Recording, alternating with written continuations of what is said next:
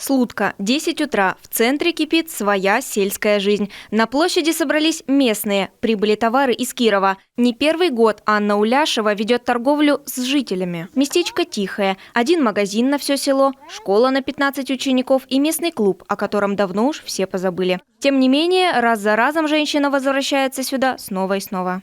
Слутка мне очень нравится. То есть здесь народ очень доброжелательный, очень дружелюбный. Очень гостеприимный. Есть уже настолько близкими стали со всеми, то есть при встрече со всеми уже обнимаемся, созваниваемся, то есть чаепитие, пожалуйста.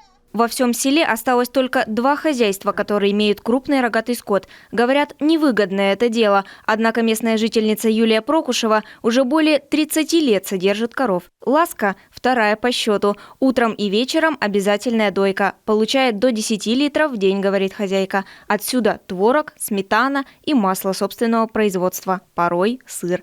Содержит хозяйка и кур. Цыплята вывелись вот сейчас 6 штук. Курочка сидела сама. Юлия Александровна, пожалуй, как и все хозяева, выращивает картошку, лук, капусту и многое другое. Уделяет особое внимание цветам. Они – главное украшение участка. Пробуют выращивать и экзотику.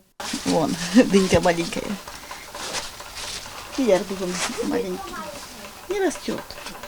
Продукты на продажу Юлия Александровна не выставляет. Сейчас, говорит, местным проще сходить в магазин и купить все необходимое там. Большинство отдает предпочтение товарам с прилавка, нежели свежим и, главное, натуральным, что называется из-под коровы. Так, говорят, проще. Виктория Денисова, Иван Богомолов, телеканал Юрган, Сыктывдинский район.